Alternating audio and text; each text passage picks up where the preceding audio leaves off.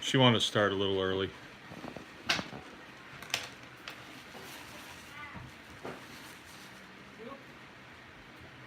I wonder if that light is too much.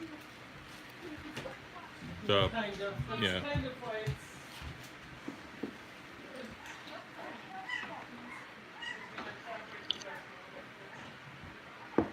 Okay. We started a little early just to give it a second to have a few people come in.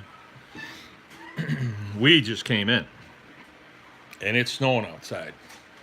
And we went out as a group to feed the pigs, and it was really nice to have everybody go out at the same time because I wasn't going to be able to get it on my own and make it in here at 7 o'clock. So everybody went out, and we did fine getting the pigs fed. You may hear some puppies because I've got some puppies right over there, 12 of them now. There was 13.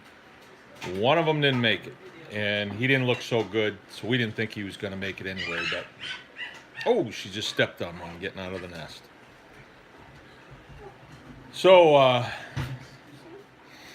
this welcome to the Anyone Can Farm Homesteaders question and answer session for 2019 winter, and this would be the week of, who knows what the date is here? 20th. The week of the 20th, February 2019.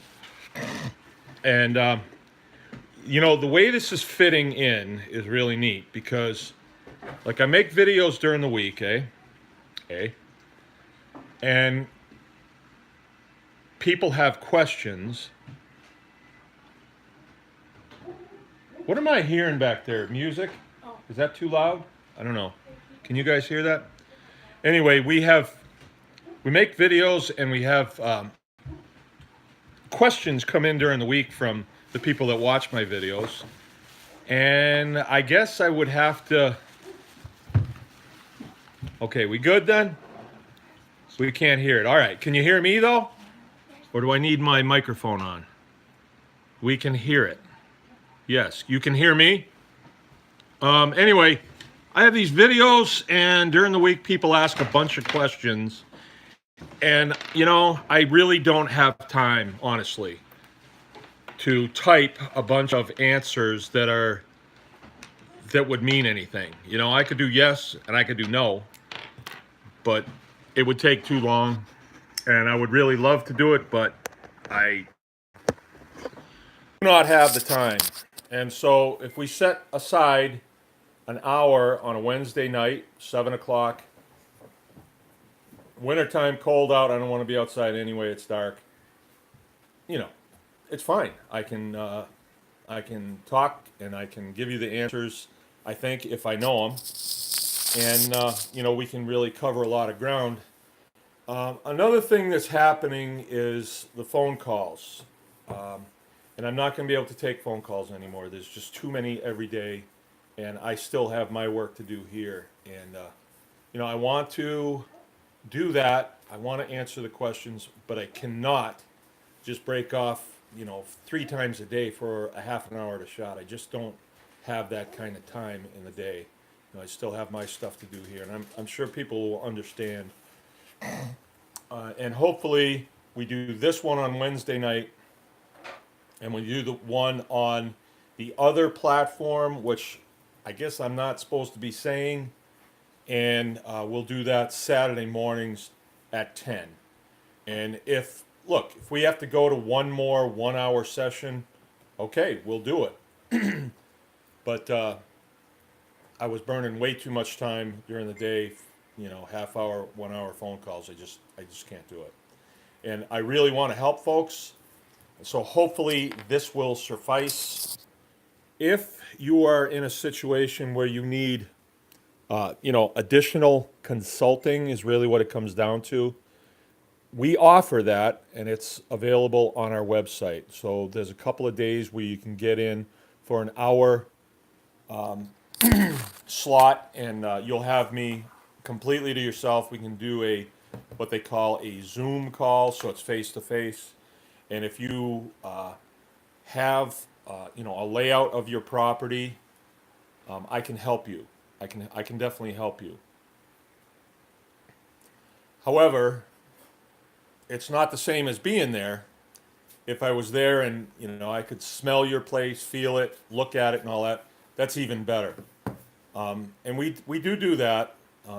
It's pricey, I'll tell you right up front, because I have to take time away from here, and unless you live in the next 40 over, it usually means a plane ride. So it does get pricey, but some people are willing to do that, and depending on the circumstances, we may be willing to do that as well.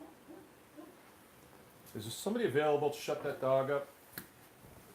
Okay, so we're going to start, and what we would like it if you would do is, if you have a question for us, please put it in caps. So as these, all this is going past, we will see, we will see that in caps, all right? And we'll definitely get that answered. If we don't have questions coming, Jill has downloaded all the questions from the videos, so we have plenty that we can answer, and I think it will be productive because we generally have a lot of people that are listening, and we don't wind up answering the same question 5 times. Okay, so Jill's moderating. She's right by my side here. All right. And if there's any questions that are not pertaining to what we are about, we're a homestead / farm. We were a commercial farm for a long time, and now we're just homesteading. And if for those of you that are new, homesteading is more diversified. It's not limited to a big piece of property. It can be a very small piece of property, or it can be an apartment. It's really a state of mind. If you are in a homesteading state of mind, you look for ways to do for yourself, to to sustain your existence through the keeping of animals, or the growing of carbohydrates, gardening, stuff like that. But it's also a group of skills that you acquire. Every time you put one of those skills under your belt, you have it, and you can always go back to it. And the skills range in scope from you name it, water purification to butchering, maintenance of your equipment, the procurement of tools to do the jobs that you need, plus the education, the skills that are available that you can read about all day long. There's so many things. There's a bunch of books that we're going to put out there that are near and dear to our hearts. We've been in the farming business for about 20 years now, and just recently we changed back to where we began, and it was in the homesteading model. We started this while I was still active duty military, and we were just gardening, and we were keeping some chickens, and then we got some goats, and then we got some cows, and then we got some pigs. Before you know it, we learned how to butcher, and we learned how to can, and we learned how to fix farm equipment, and we learned how to fence. We learned how to build root cellars. We learned how to keep roots. The list goes on and on and on. And I think we've just scratched the surface. But at the time, we had exposure to a lot of older folks that my last duty station was in Montana, and they knew how to do a lot of stuff, and they passed a lot of this stuff to us. So, okay, if we can pass it on to you, we'd love to. So without further ado, let's get going. Appreciate you all for tuning in. If there's a question, I'll take it. Okay, Paul from Kansas. Paul, how you doing? Paul's back. And maybe he can clarify if I don't ask this right. Can you grow corn and harvest it and the stalk, mix it with soybean meal and lean protein, and feed it to feeder hogs? I'm wondering if What's the mix it with what? soybean meal and lean protein. Lean protein. I'm not sure what that is, Paul. Yeah. Sometimes there's for hogs. There's this they call it hog concentrate, and that's what goes in hog chow. Everything else that you mentioned, sure, you can feed stocks to your pigs. Some guys even grow corn, and then they allow the pigs in there to what they call hog it down, right? So the pigs will take down corn stalks and they'll eat everything. They'll probably eat the corn first, but the hog concentrate that you mentioned there, that worries me. That's in hog chow, and we stay away from it. And it's just from our experience, the things that are in hog concentrate cause hogs to have problems. And if you find out what that is, therein lies the answer why you have the problems. In this country, you cannot feed cattle to cattle, but you can feed hogs to hogs. So a lot of the junk that comes out of these massive slaughtering facilities that isn't suitable for human consumption, they dry it, they pulverize it, and that's hog concentrate. That's what they call raw protein, and that goes in hog concentrate. So when you have animals that are coming out of concentrated animal feeding operations, they suppress any kind of sickness that they might have by using a lot of antibiotics and other things in the feed. But those things are still there. And when you feed that to your hogs that are on your farmstead, you know, you have a few hogs and they're fairly clean animals, you feed it to them, they will manifest a lot of those problems that that are suppressed in the CAFO environment with the use of drugs. So if you're not using drugs, you don't want to use hog concentrate. Yeah, he clarified a little Clarified. bit. He wants to grind it up to make a ration out of corn that he grows and harvests, soybean meal, and lean protein. I don't know what lean protein is, but Yeah, I'm not sounds sure. good to me. I'd say the problem area you're going to have right there is if they're high-speed hogs, like that only do well on hog chow, you might have a problem. If you get a heritage hog, like a lot of us use, we use Mangalitas. A lot of people use like large blacks and things like that. They can process. They can process just about anything and do well on it. My philosophy in a lot of things, like I would rather have a Toyota pickup than a Ferrari. I would, because a Toyota pickup you can pour gasoline in it and it'll still run good. I would rather have a Ruger 1022 rifle. You can put any kind of ammo in it you want and it will still function. You know, I don't want something that's real high speed that's got to have a very precision type bullet or anything. No, I like stuff that works and is forgiving, you know. So that's why we use the heritage breed of hog, because they are very forgiving and they do well outside. So I hope that answers your question, Paul. Glad you came back. Oh, the lean protein is from the co-op. Co-op It's lean protein. protein with a little bit of mineral. And he says it's a Hereford. Hereford pigs. Well, I'd want to know what's in that lean protein you're talking about.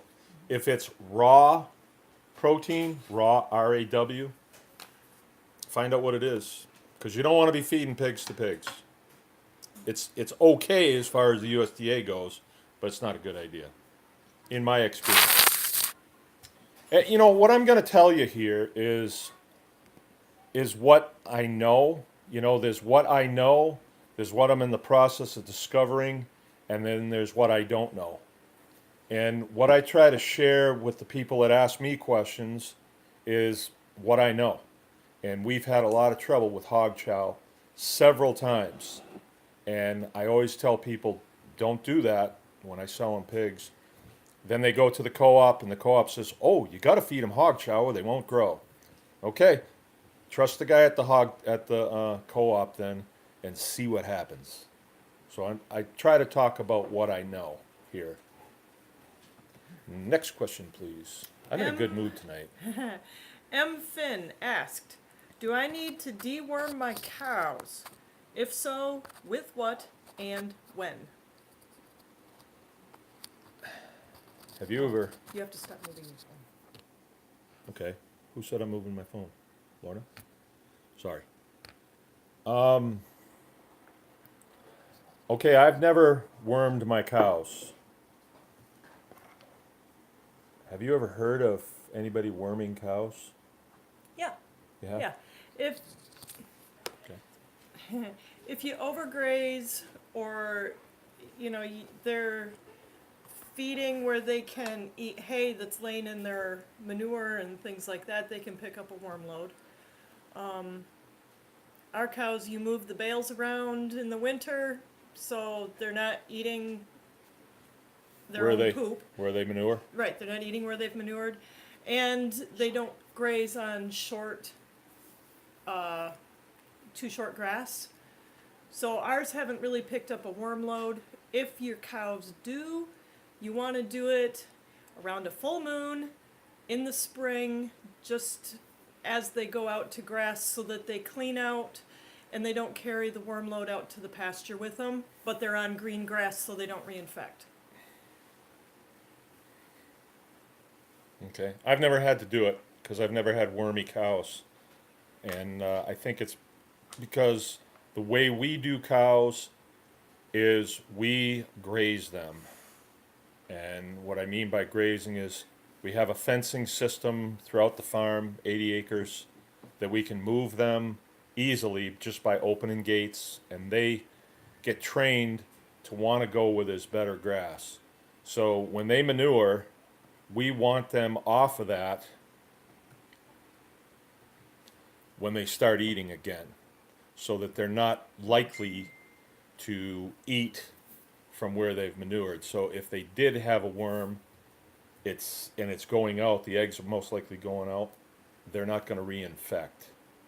And I don't have a lot of experience with cattle and worms because we've not had wormy cattle, and I think it's because we rotationally graze them. And if you're going to do that, I suggest you get with somebody that knows how to do it, or get some books and read up on rotational grazing.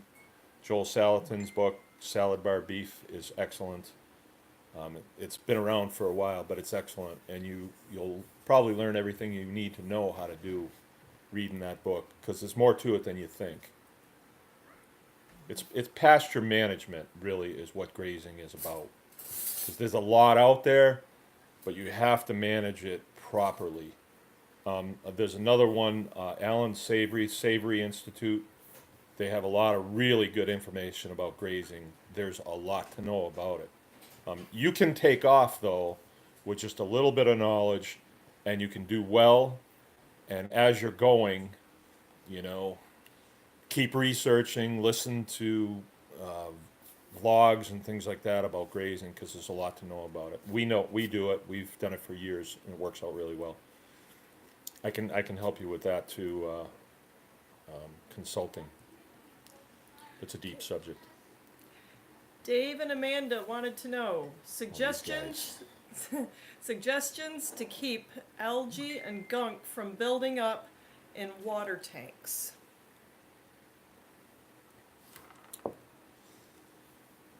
Yeah, that's a big problem. If you have algae, I don't think it's detrimental to your animals that I know of. I've never heard anything, and I know nothing about that. But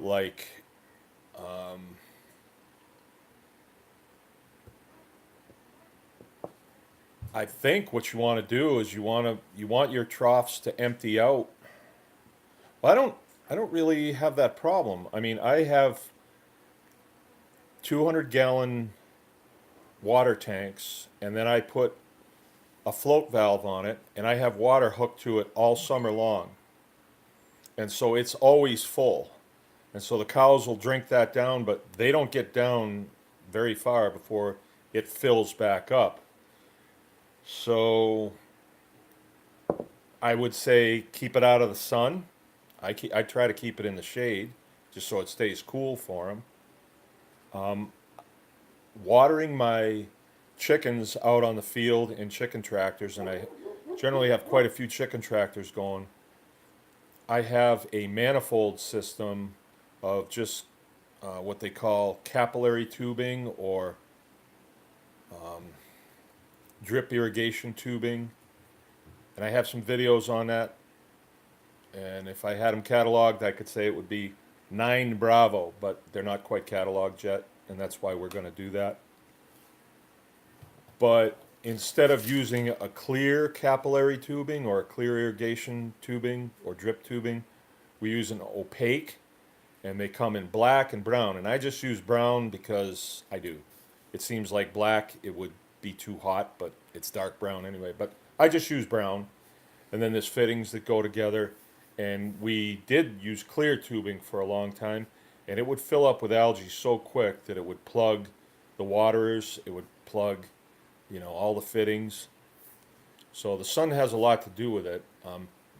I don't recommend putting anything in there like anti-algae or anything like that because that would be a herbicide, and the gut health of your animals is dependent on a flourishing flora load. So you don't want to use anything that's going to hurt the flora that's in the gut of your animals. And a herbicide is like a 2,4-D or one of the worst ones that's out there right now is glyphosate. Its billed is very safe, and they spray it directly on crops, corn and alfalfa, and it kills everything but the corn or the alfalfa, but it's still there. And then there's herbs that are in, or flora that's in the gut lining of your animal, and it's real tough on that flora. So you want to stay away from that. So I don't recommend putting anything in the water, Dave. I think Mechanical. It's the best way to keep yeah, it clean. yeah. I don't know what the problem would be. Okay, next one. All right. Lone Star. Lone Star. When is the latest biochar retort debuting? The last that the person remembered seeing was the pressure vessel. Yeah. I changed course on that because we decided that the one that we made several of them, and that would have been number 5. Number 4 was called Triceratops. It was a 3-stack unit that works good, and we decided that it worked good enough. And the pressure vessel that I had that I was going to turn into a biochar maker. Oh no, that one. That was an old paint tank. We were gonna make it so that we could put 55-gallon drums in there, and then they would be quickly reloadable. And that project stalled.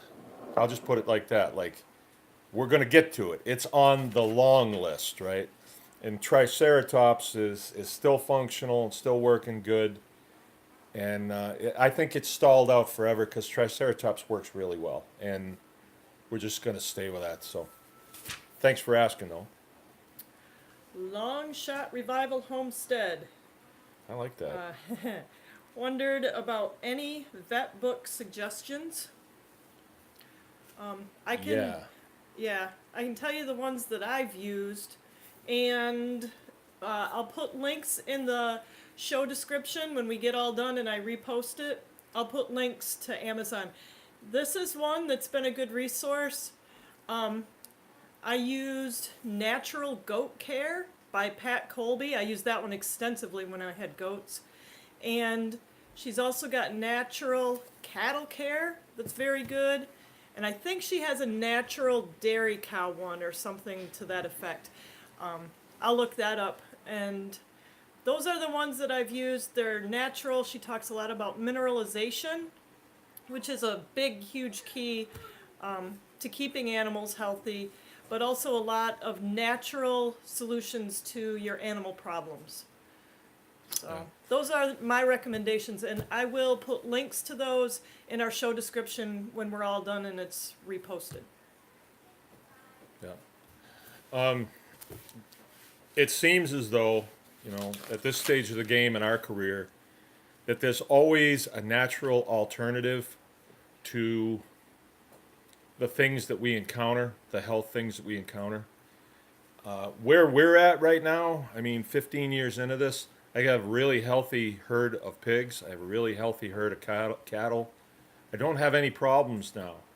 And the last time I had problems was 2 winters ago, and it was from hog chow. It was because I gave a pig to somebody, and they brought it back and put it back in with my pigs when I wasn't here. And it spread a parasite throughout, and I lost quite a few.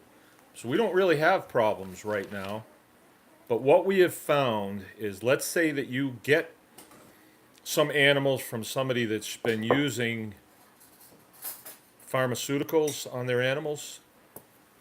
The pharmaceuticals have a tendency to leave a bigger vacuum. Like, if you want to worm your pigs, it'll take every worm known to man out of that pig, and quick. We've even had friends that have gotten really wormy pigs that weren't taken well care of, and then they've wormed them, and it made so many holes in their liver that they just died.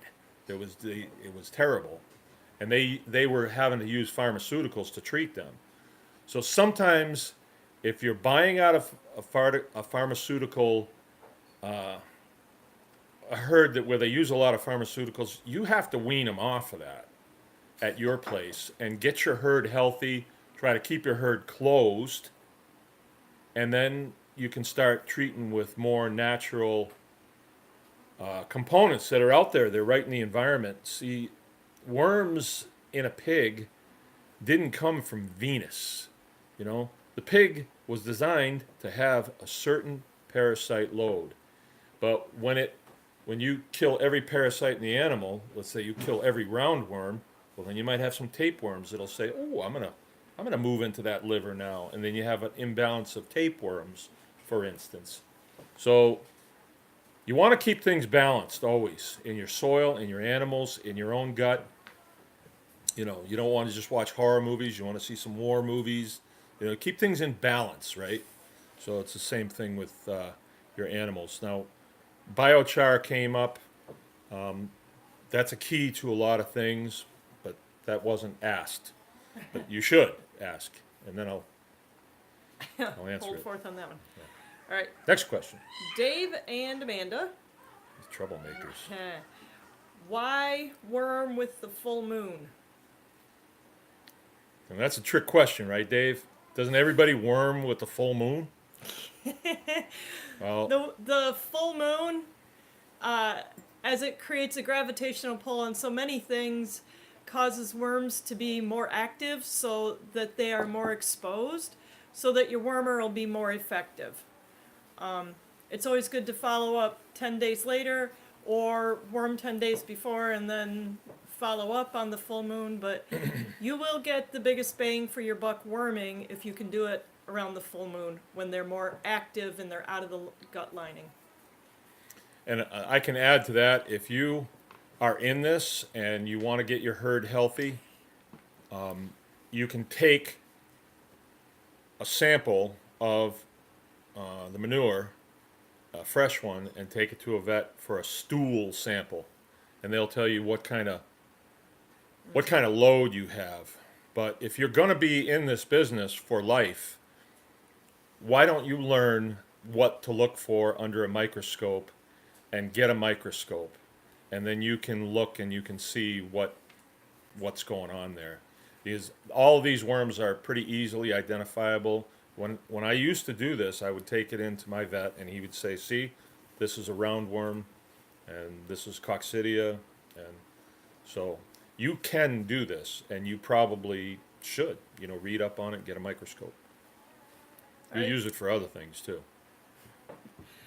Paul from Kansas. Yes, again. Paul. Yeah, he's got a couple of them here for you. So the first one, what are your thoughts on Campylobacteria? I caught that from drinking raw milk, and it made me very sick. Note that that milk came from a big dairy. You got me, Paul. I don't know anything about that. Well, I Maybe just- Jill does, because she worked at a dairy. yeah, I worked on a big dairy. They were organic, and they were as clean as they could be. But in a big dairy, you have a lot of cows. And, you know, they ship the milk gets pasteurized. Unless you're getting your milk from a small farmer that's very attentive to his cows, you know, yeah. The big dairies, they're clean, they're inspected. Not that the inspector's there all the time, but yeah, Campylobacteria and any of the things, you know, raw milk is one of those things that's wonderful medicine, and it's got a lot of good things for you, and many people have healed their bodies and their minds of different things, and they attribute it to drinking raw milk. At the same time, any living product is alive, and you want to know your source and know that it's good with any product that you get. Know your farmer. Bottom line. You know, I can offer a theory here. The dairies, they're overseen by certain organizations, and their idea of clean is like Clorox clean, you know, so they kill everything. And I think if you're doing that, if you're going from milking 300 cows to it's cleanup time, now we're going to totally kill every microorganism in here, I think you're going to be out of balance. It's just a theory. I don't know. I'm in discovery. Is there another question? Yep. His second Paul? question. Yep. Your thoughts on farrowing in the winter? How Oh. do you keep the babies warm? Did Paul have the Hampshire or Hereford. Hereford? Yep. Okay, Yep. I got a friend that's got Herefords, right? Okay, we farrow in the wintertime all the time. I've farrowed in the nastiest weather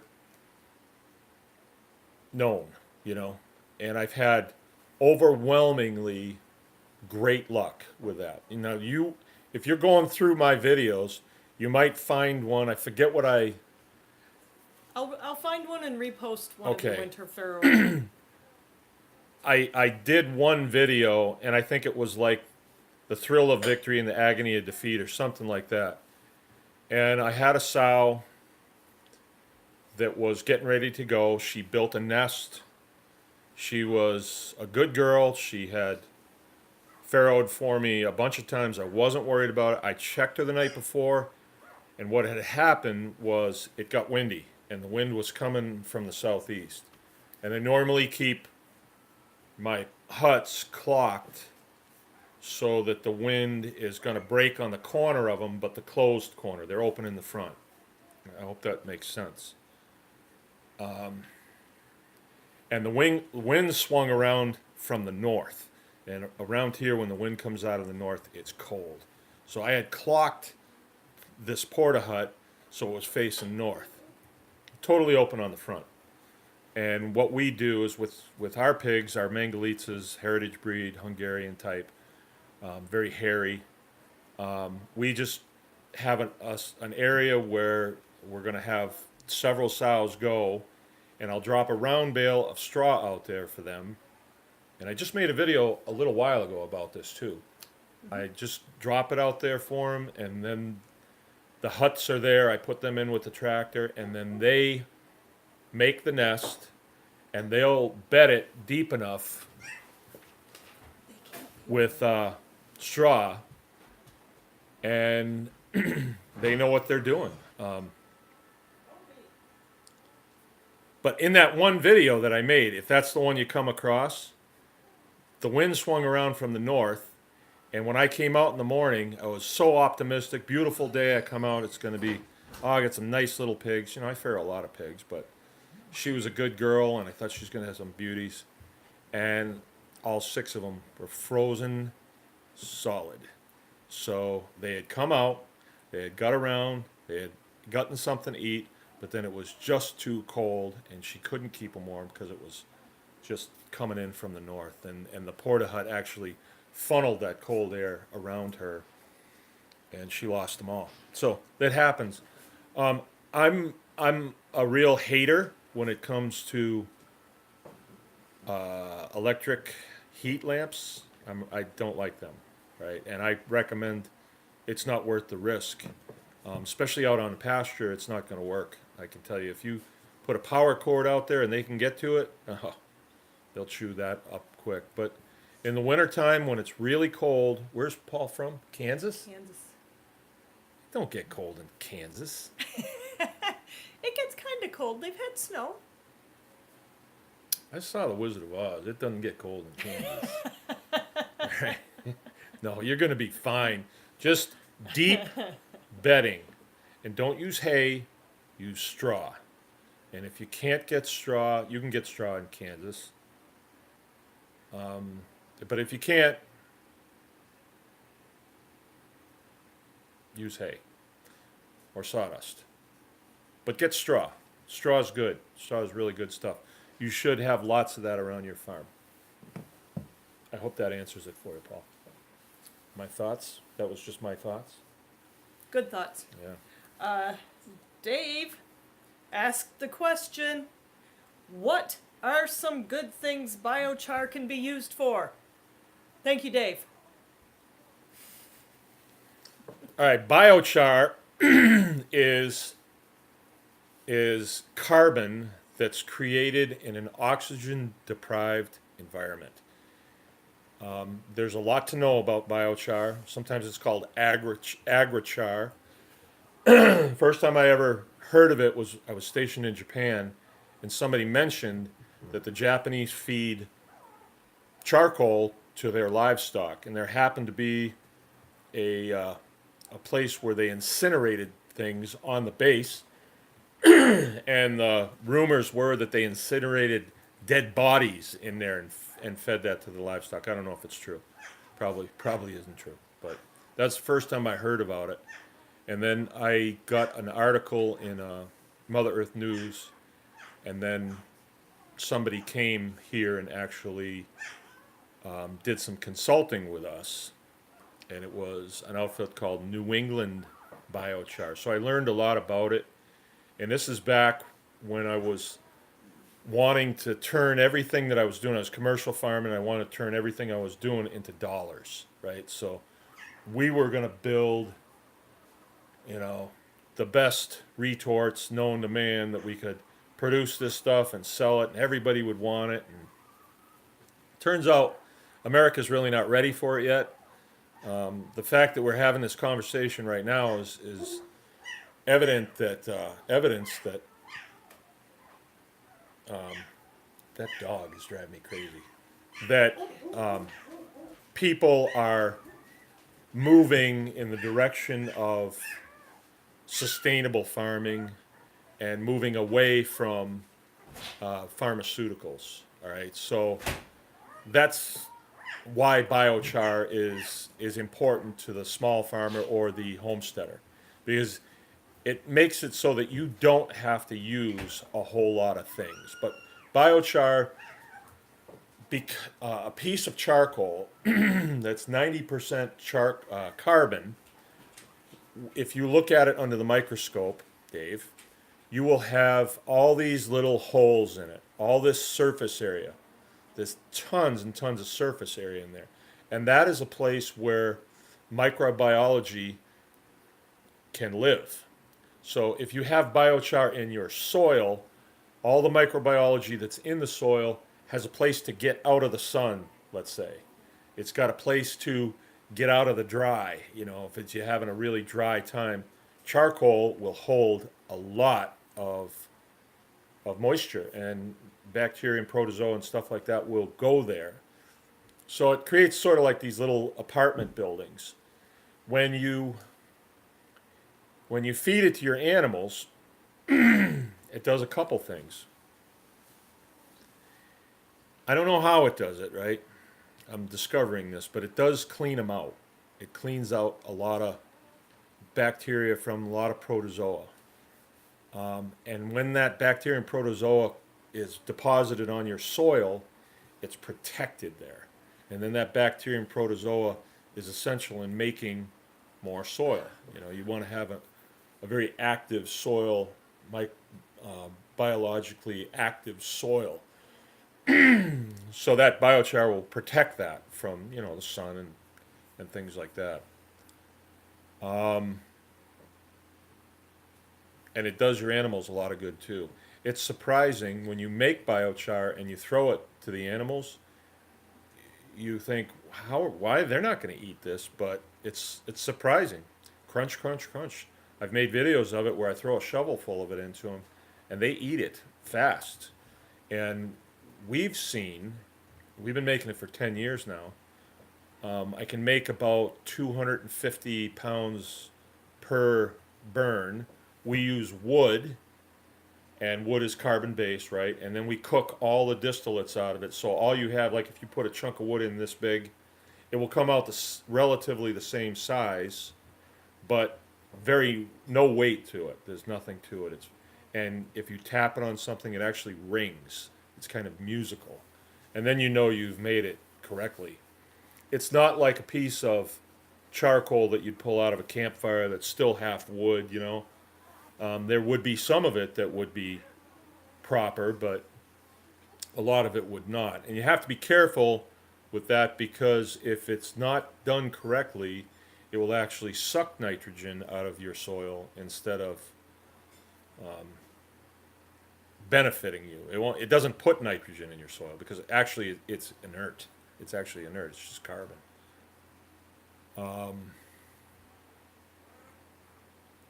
So that's what I know about that. It's a deep subject, I can tell you.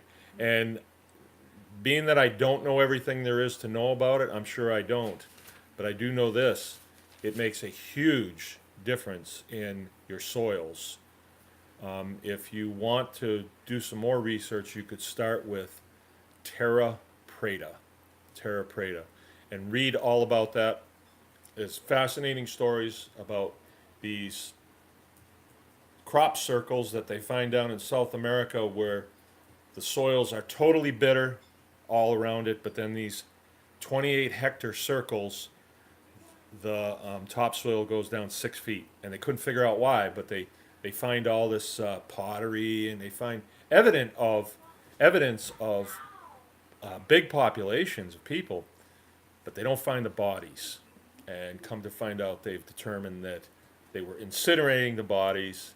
It was a long process, and then they would inter those incinerated remains into the soil, and they did this for thousands of years until, you know, those poor people, you know, were killed off by, you know, the common cold and things like that from explorers.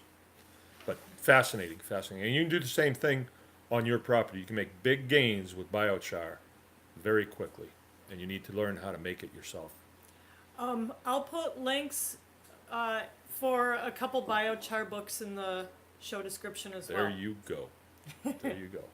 So, Robert Regan, he asked a charcuterie question last week. This guy sounds familiar. Yeah, yep, you talked charcuterie before. Yep. How critical is it to get, say, a copa in the curing chamber after the initial cure? Can I wash salt off of it and leave it in the fridge for a couple days before putting it in the chamber?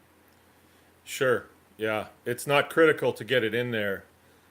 We've got copas hanging in our butcher shop right now.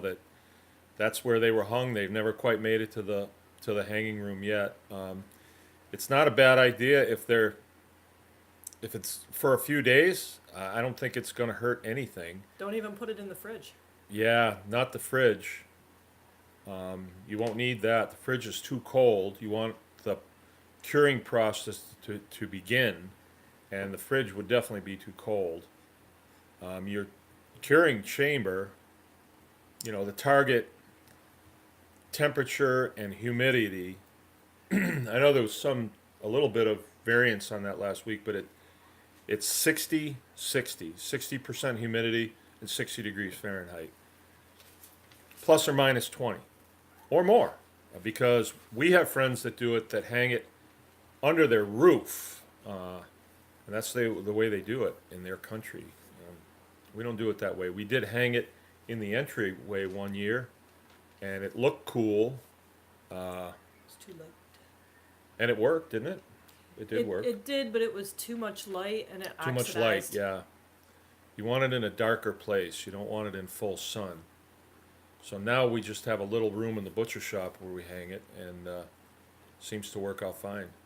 But the whole idea is getting that meat to be shelf stable. So if you have too much humidity, the meat isn't going to dry out at the proper rate. If you have too little humidity, through osmosis, if there's water in the meat or moisture in the meat, it's going to come out into the air and it will dry too fast. And what happens then is you get a really hard surface on the outside that becomes impermeable and no more moisture can get through it. So that 60-60 is critical for the long run, but for a few days it's not going to make any difference at all. If it's in the summertime, flies are going to give you havoc. Sean Sean Just bought a- Valentine? no, Sean, whose daughter had a baby this weekend. Oh, that's Sean. Yeah. We didn't get that message, Sean. Well, after the fact, we did. Yeah. Congratulations. A couple days later. Congratulations. He just bought a farm in Mikado, Michigan, or Mikado, and is wanting to put in hay and is wondering about alfalfa versus grass hay, sort of a native grass type hay. Yeah. I'd have to know what the soil was, Sean. I'd have to know what kind of soil you have because, alfalfa can be a little finicky and it definitely needs water to get started. And there's a method to doing that, but that's kind of a deep subject. But I'd have to know what the field looked like, whether it was low or, low ground or high sandy ground. And a soil sample would be good too. If you don't want to do that, talk to somebody that's got some experience down there with hay fields. It would be worth your while to do that. I can't really say without knowing what kind of soil you got. If it's sandy, I wouldn't want to give you bad advice. We need more information on that. Sorry. Paul, again, have you had a lot of crushing with using, Sean has clay soil. So that's low ground. That's heavy soil. All right. Then the next thing we need to know, is it cold? Like, is it low ground to where it doesn't drain the cold off of it? That's critical too. If it's cold, they have what they call a cold weather mix, and that is orchard grass, timothy, and some alfalfa. And if the alfalfa does well, like over a 2-3 year period, if you start seeing, wow, this alfalfa is jumping up above everything else, then the next winter, get out there and frost seed it. Just put the alfalfa seed right on the snow. If you can put it down while it's snowing, then it'll get covered up by snow, and as the melt happens, it'll carry it down into the... Because alfalfa is really good stuff. It'll put down a taproot like 11 feet, 12 feet. Even I've heard 30 feet. I don't know, And then it protects you against drought. So you'll always have some green out there. But, asking me in this setting, I don't know if it's going to serve you well. If I was there at your place, I could probably tell you right away. But I could vary here because I can't see it, I can't feel it, I can't smell it, I can't, But if you've got farmers around you, I would, buy somebody a cup of coffee to come over and look at it and tell you what they think.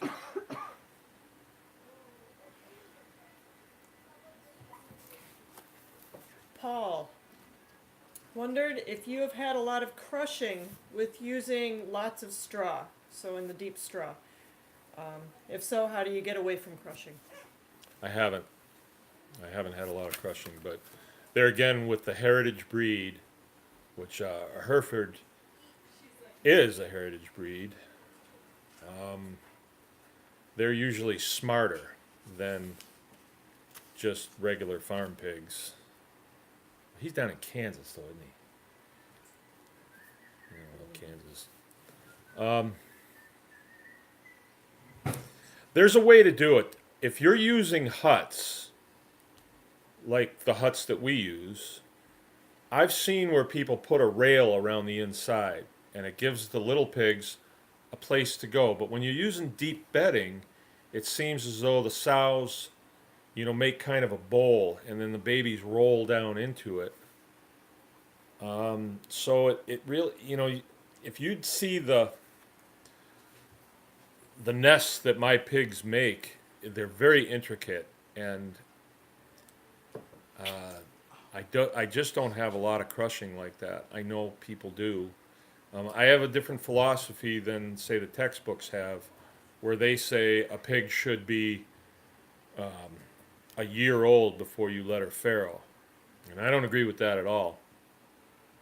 Because what I've seen is when a pig farrows, as soon as she comes in, just like she would in nature, the boars would be on her the very first time she came in. And where she would only be dropping a limited number of eggs, she would have a limited number of it's always going to be limited, but it would be a lot less eggs would drop, and so a lot less would get fertilized. And so she might have, her first farrowing, she might have 4 pigs or 3. And they go into this trance, and then the babies come out, and if she only has 3, the trance is a certain amount of time, it may be several hours, and those babies can get on her and they can eat and they can become mobile and they're moving around and they're checking out the world and stuff. But if she's going to have like 14 of them, she might be coming out of her trance about the time the last one's coming out, and he's not very mobile, can't get out of her way. Then you have problems. Plus, she freaks out because it's her first time farrowing, and she's like, where'd all these things come from? And she's stepping around and getting up and laying down, and not very, it's not a very, can be a not very good situation. But if they only have a few of them the first time, it's like, oh, I get this. And then the next time she's going to farrow, she's more capable of doing a good job at it. Crushing is, it's part of it happens. I've had sows that have had 14 and never harmed one of them. And then when they get a little older and lackadaisical and fatter, it seems like they lay on, some. But we've gone a long time without having any, and then all of a sudden we'll just have an entire litter that she just like pulls them up like cushions and lays on them. So it does happen. And there's nothing wrong with you. It just happens. If you're going to pasture farrow, the antithesis of that would be putting them in farrowing crates. And we've done that too. And but then you have a whole different set of problems that crop up. You have cleanliness problems, and you have to heat that building, and I wouldn't do that. And it stink. You go out and check in the middle of the night, you come back in, want to get in bed, nobody wants to sleep with you. No, pasture farrowing is where it's at. In the summertime, I have fields that are quite a ways from my house, and if nothing's going on there, I'm not going there. And so it may be 10 days, and I don't even see those pigs. And I'll go down there, and all of a sudden, here they come, 8 little pigs. Hi. Oh, this is a human. So they do it on their own. I don't help my pigs any more than dropping a round bale in and putting porta huts in. But sometimes I don't get it. I don't get a porta hut in. I don't get straw in there. They seem to make out pretty good. So long as it's, no, even we've had really bad snow and cold, they farrow right in the snow, and they've had them survive and do really well. Yep. The But I, mangoes are awesome. it's our job, though, as farmers, to give our animals every advantage that we can. But is putting them in a farrowing house, is that an advantage? I don't know. I say no. I would never go back to that. Because then you have problems with them snapping at their babies, snapping at you. They're totally frustrated. All they can do is lay down and stand up. And it's cruel. I'm not going to do it. Garden question. New England Endler. What do you think of adding rock dust to the garden for minerals? Good or waste of money? No, good. Good. Rock dust is. I think that's one of the. There's a guy that's in New England, Dan Kitterich, Yes. and he does. Are you going to be able to put his contact info in there? He I will does come out and put the link in the description. Yes. description. He's in the Berkshires. I'm from New England, so he came out here and he did a seminar at our place, and that was one of the things that if you it's like it's always okay. You know, it's always okay to put rock dust in. It's always okay to put lime in. So no, it's a good idea. There's another thing. It's called green sand, which is something that is a little tough to find nowadays. But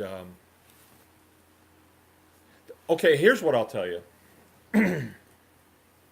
There's an outfit called Dan Kitterich. Okay, but what he's going to tell you is he's going to tell you to send a soil sample in to Logan Labs. Logan Labs. You can find this, or maybe Jill will put it in the description. Yep. But send a soil sample in right now. You'll get it back in a few weeks, and then you can get your amendments out there early, really early. You're in New England, as early as possible. Put it on the snow, and it will go in, and then till that in one time. Dan's not big on rototilling, so I have a new rototiller, so he wouldn't like me anymore. But that's what I'd do. I'd get a soil sample done and then put exactly what you need in, trace minerals and all that stuff. And you're going to have to go through Logan Labs to do it. The extension service, at least here, they're only concerned with nitrogen, potassium, and what is K? NPK. They're concerned with NPK. And they're going to say, oh, your K is too low, so, go get NPK number 12 and put it in. But I don't think you want to do that. I think you're asking questions that you want to bring your soils up naturally to a place where they will be balanced and they'll stay there for years. You're going to want to add compost to them and stuff like that, but you're not going to want to put Miracle Grow in there. You don't want to do that, I don't think. I think that's where you're coming from. If you want to use Miracle Grow, have at it. All right. Scott had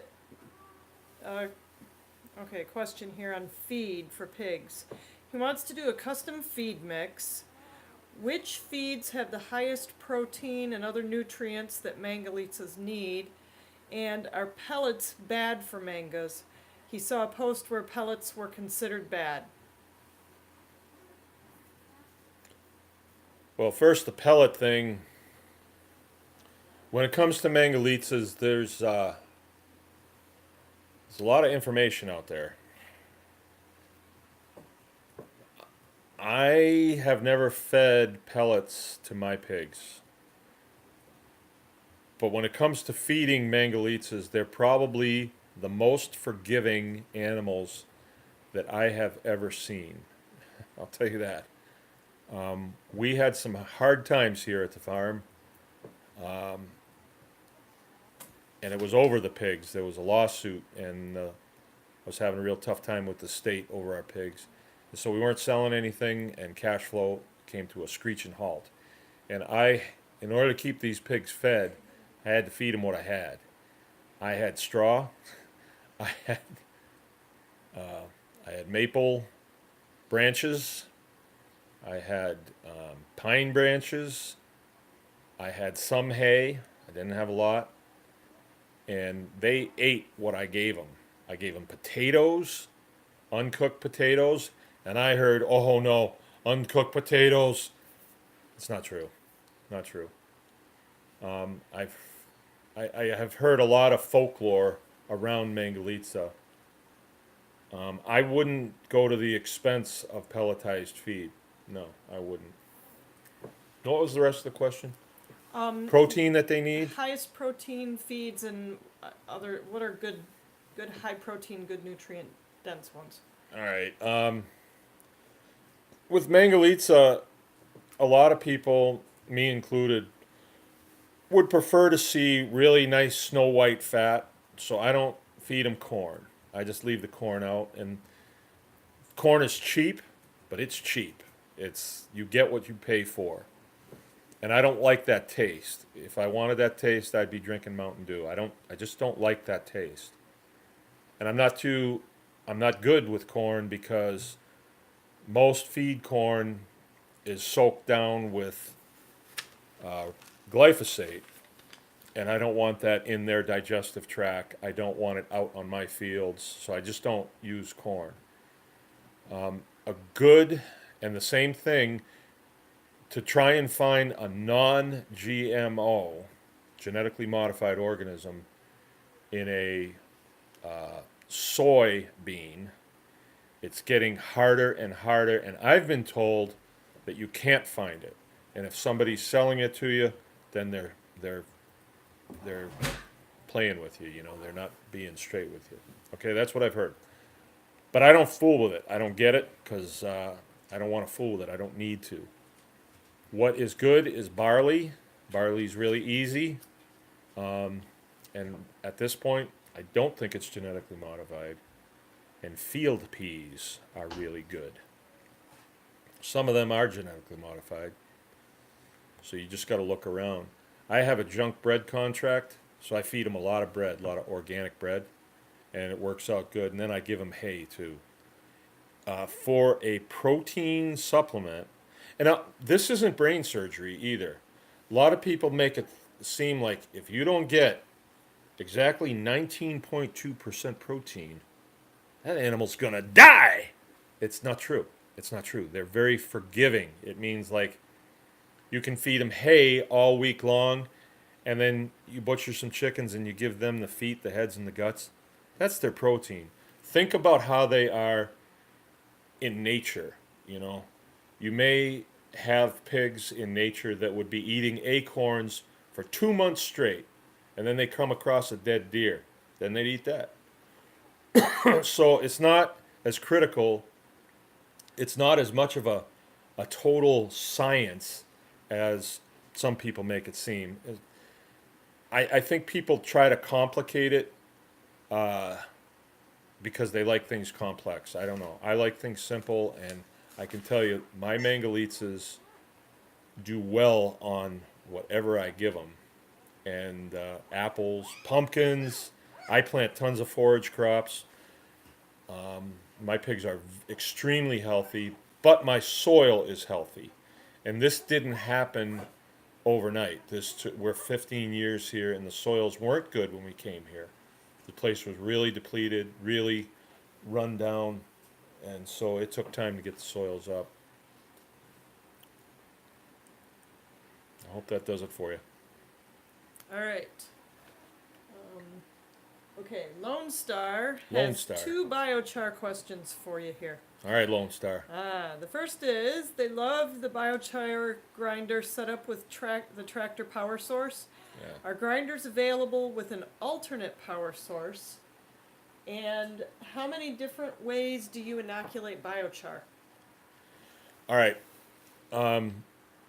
I'm glad you're talking grinders because I have a big case grinder that was built in 1928 that I turn with a belt from my 1946 Alice Chalmers tractor that's like 20 horsepower. It's a big tractor, but it's very low horse because it's pretty old. And that would be 20 horses when it was new, I guess, because that's what the manual says. That's a big grinder, and I got that for doing feed. I'm in the homesteading mode now, so I don't need to grind that much biochar. And to get the tractor all hooked up with the belt, stake the equipment down, and adjust it and everything, I can grind everything I need in about an hour. So I would grind like 750 pounds of biochar, and then I'm done for the year. And I take half of that, put it in my compost pile, and then half of it I just keep in totes and mix it in with feed. But just yesterday, I was saying we need a smaller grinder that's 110 volt electric, so we can grind things to make feed for, say, our laying hens. And you might think, well, why don't you just use the big grinder and grind a ton of feed and just store it? Well, the reason, what I found, and I think this is pretty profound, when you get a kernel of barley, let's say, and you look at that thing, maybe even look at it under Dave's microscope, and you peel everything back, that little grain is really protected well from everything. It's protected from drying out, it's protected from the sun, it's got this husk over it. Really neat the way it's put together. And if you take one that could be a year old, you bite it, it's juicy inside. It's got moisture inside of that, all right? So that is where it's at its peak performance. That's where, if I was to eat it, my body could use it. If it's totally dried out, like a dry piece of rice, you gotta hydrate it first, and then whatever biology is inside of it, it's long gone. So you're really missing out on a lot of the goodness that's in that. It's sort of like eating the difference between a plum, well, that's not a good example, but you know what I mean. When something's totally dried out, you lose a lot. And sometimes you have to do that. But we found this little feed grinder online, paid $200 for it, and it's supposed to be here by Friday. And my thing is, I would like to buy grain that's fresh this year's, and then grind it as I need it. Grind 5 gallons of chicken feed at a time, or 10 gallons, whatever.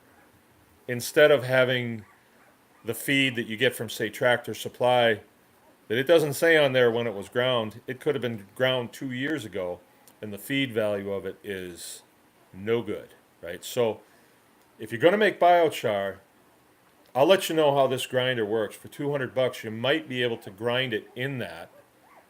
And then, is that Paul again? Or Dave? It's asking this biochar. Lone Star. Lone Star. You're asking me about inoculating the biochar. Let me explain what that means to other folks. Inoculating it is loading that biochar with whatever I want in it, right? So I can inoculate it with pond water, full of biology, and a lot of that biology will be protected in that biochar. And then I put it in my soil. I'm doing that soil a lot of good. I could inoculate it with Miracle Grow, right? And it would protect a lot of that NPK, and it would maybe meter it out into the soil, and it might do really well. So what can you inoculate it with? I haven't figured that out yet. All kinds of things. I've inoculated it when I put it in my compost pile. The biology that's in the pile will migrate into the biochar. And I think it has a lot to do with the electrical charge of it. That's why biology goes to it. That's why when you have a bowl of it, no joke, sitting on the table and people are looking at it, if we're doing like a seminar or stuff, I will see people that would never even look at a turd on the ground, but they will pick it up, smell it, taste it, break it, feel it, ring it on the table. It's pretty amazing. People are kind of drawn to it. So you can inoculate it with anything you want. I think some of the things that are probably really good to inoculate your soil with is urine,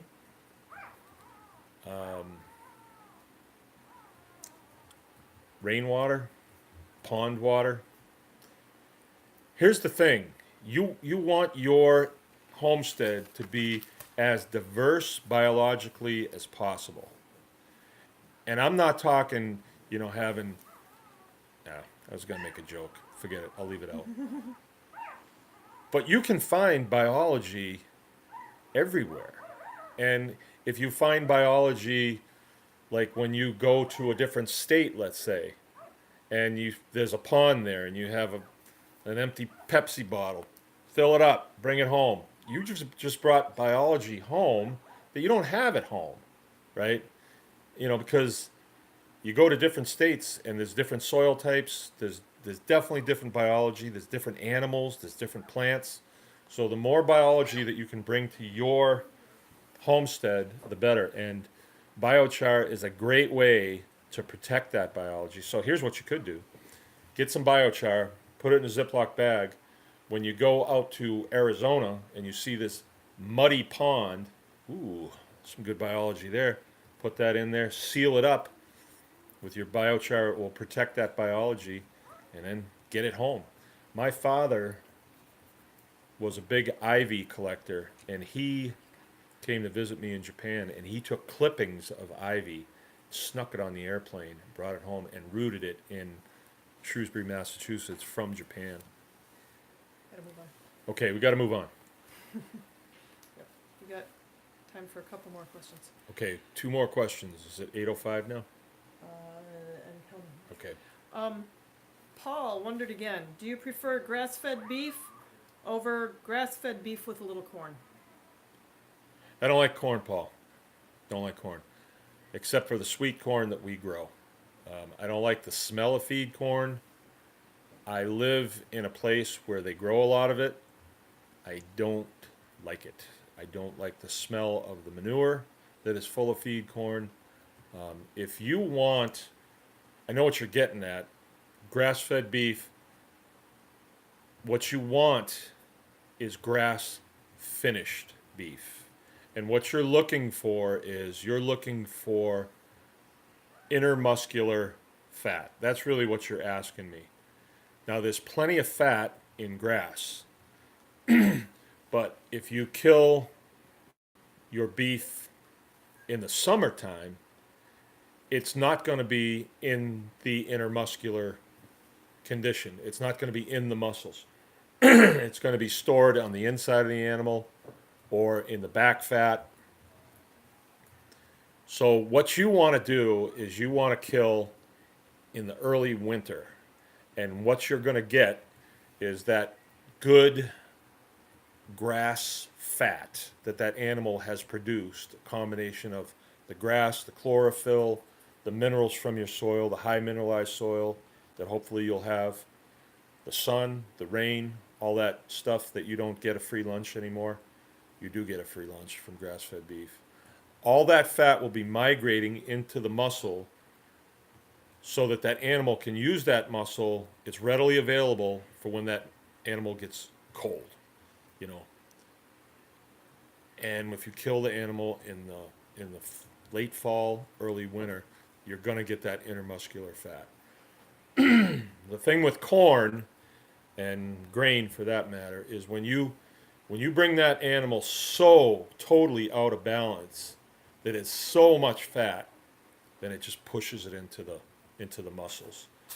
I've had Wagyu beef, and I swear the guy finishes them out on a very expensive grain corn mix, very little hay, because the animal will fill up on hay. They like hay, but they have to eat this stuff. And then I've eaten a steak this big, and I could taste the corn in it.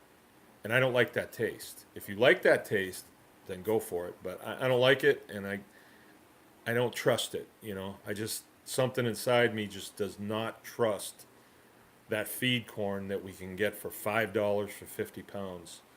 I just don't. I don't trust it. But around here, you know, if you shoot a deer, that's what you're eating. So All right. you had one Steve more Trom- question? I actually have two quick ones. Okay. Okay. Steve Trombley wants to know if you have figured out a way to extract gas from the biochar. Yeah. I know how to do it, and we've played with it. When we're cooking the meat, the wood in our, the machine is called a retort, and we figured out where we could take the gas off. And what I haven't done yet is I haven't compressed the gas and stored it. We usually just take it off and watch it burn, and you know, my retort, when it's burning, it burns really bright and it's really loud, like sounds like a jet engine roaring. And I used to have it in the driveway. Now I've moved it to a place where it doesn't distract. And you know, I may have two cars go by my house all day long, but I don't want to distract anybody because it's very bright. So I know how to do it, Steve. I just haven't done it because I just haven't got around to it yet. I tell you what, though, I took a big whiff of it one time. You don't ever want to do that. I thought it would kind of smell good. Don't ever do that. I just real quick smelled it coming out of the tube because you can see it coming out. You know, it makes waves in the air. And I just went to smell it. And that gas went down into my lungs. I could not get it out fast enough. And I can tell you, if you're in an environment that was heavy with that, it would probably asphyxiate you. But yeah, you can just use a regular a gas pump, a pump that you can compress, you know, like an air compressor. That air is a gas.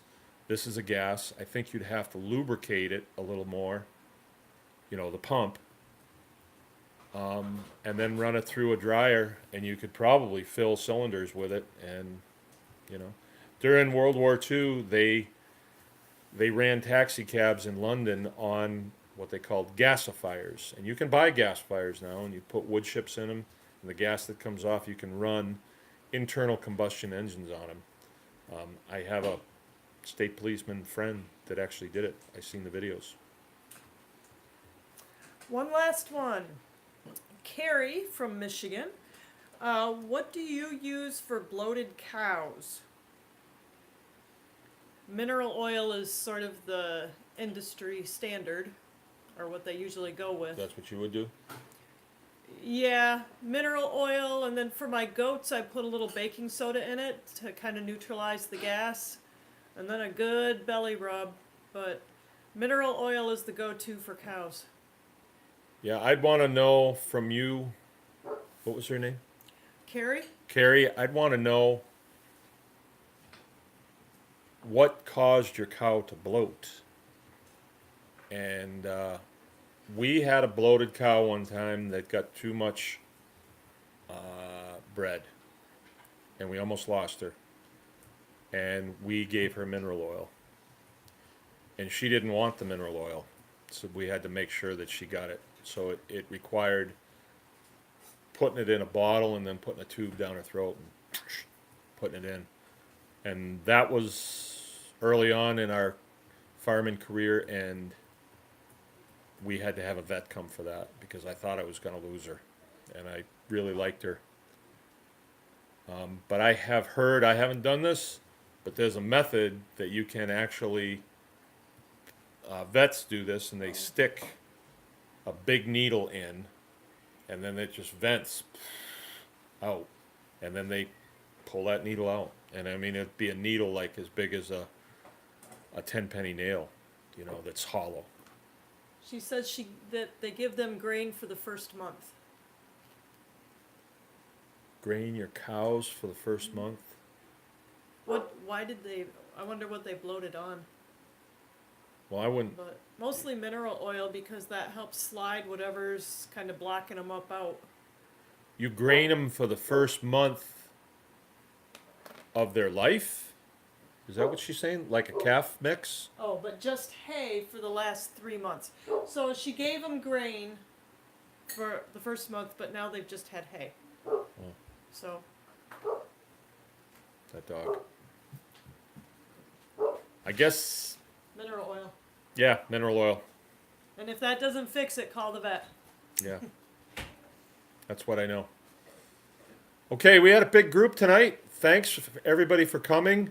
If you could do me a big favor and hit the like and share button on there. That helps us out with the algorithms, and YouTube will say, hey, we got a good thing going, and then they'll put it out to more people. Our mission is to spread the word about small farms and, enable people to have the tools that they need to get this done. Don't get discouraged. Oh, remember to like and subscribe. Remember to like and subscribe, right? And also remember, anyone can farm. Thanks for tuning in. See you next time.